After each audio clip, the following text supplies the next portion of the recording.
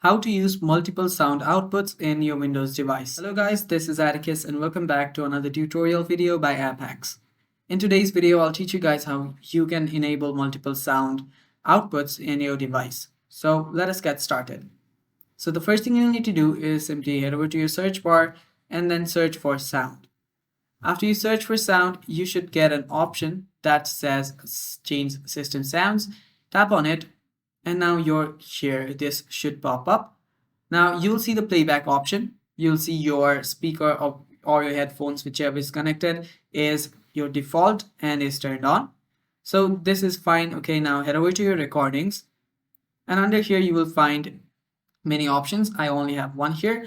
Now you'll need to find a stereo. To find that, if you don't find it, right click on any of these here, tap on show disable devices and you should find a stereo mix.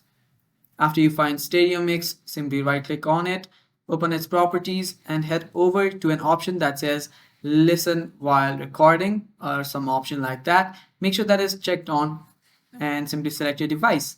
And that is how you do it. You can save that, tap on apply and then tap on OK and you're good to go. And that is how you do it, guys. Thanks for watching. Stay tuned for more upcoming tutorial videos and bye bye. Take care.